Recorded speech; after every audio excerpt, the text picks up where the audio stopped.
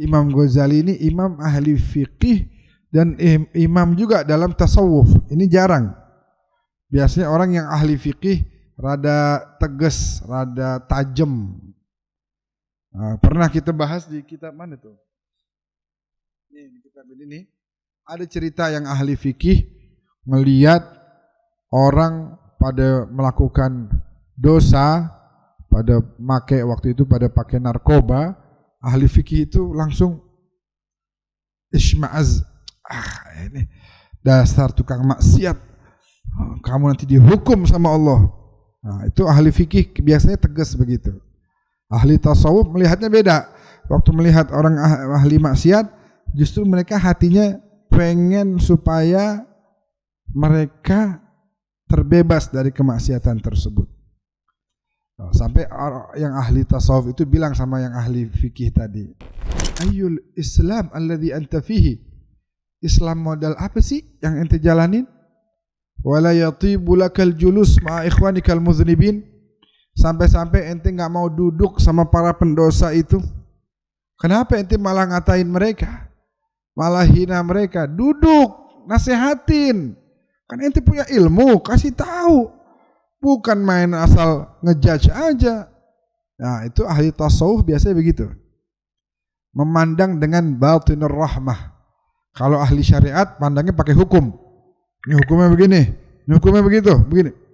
Nah, Imam Ghazali adalah imam fi syariah wa fi tasawuf wa fi sufiyah, menyatukan antara keduanya. Kitabnya Imam Ghazali dibanding kitab-kitab yang lain itu seperti menu paling enak, makanan menu yang paling enak dibanding menu-menu yang lain. Karena kitab Imam Ghazali menggabungkan syariat, tariqah atau tarekat, wal haqiqah atau hakikat, wa mawarithas salaf dan warisan-warisan salaf. Waktu kitab Ihya ini udah jadi, orang-orang soleh melihat syaitan. Syaitan itu ngambil turab, tanah, terus ditaruh di atas kepalanya. Kalau di Arab itu tanda putus asa. Meletakkan tanah di atas kepala itu tanda putus asa. Terus kata ulama tersebut, ma baluk, ente kenapa syaitan? Kenapa bisa begitu? Ngapain ente, kenapa? Dia bilang, sunnifa fil Islam kitab, barusan ada yang nulis kitab. Akhshan annas yattabi'unahu, saya takut, saya khawatir orang ikut sama kitab itu. Orang nanti pelajarin kitab itu. Kitab apa? Kitab Ihya, Al-Ihya atau kitab Ihya Ulumuddin, nama kitabnya. Al-Ihya, artinya Ihya itu menghidupkan. Ihya Ulumuddin, menghidupkan ilmu-ilmu agama. Beliau melihat orang di zaman itu sebagian ilmu agama hanya ada di lisan, tidak menghidupkan hati dan jiwanya. Makanya beliau bikin tuh kitab Ihya Ulumuddin. Kayak kita sekarang, kurang lebih kayak kita sekarang nih, kurang lebih ya, kayak kita sekarang melihat saudara-saudara kita di Palestina misalnya tertindas. Nah, kita sekedar ngomong aja, kesian ya, tapi kita bantunya cuma sedikit doang.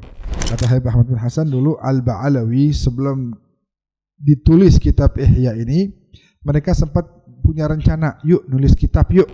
Waliman ba'dahum, buat kita dan buat generasi setelah kita, yuk kita buat pegangan mereka, biar nanti keturunan kita bisa terjaga, bisa ngikutin terus ilmu-ilmu dan amal-amalnya salaf.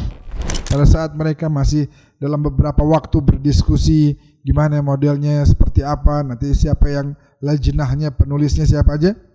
Wasala ilaihim kitabul Ihya, tiba-tiba gak lama dari situ terbit kitab Al-Ihya, ditulis dan sampai kepada mereka, fa'ajabahum, dan itu membuat mereka senang, mereka takjub, mereka setuju dan merasa cukup, nggak perlu bikin kitab lagi. Wallahu a'lam bissawab.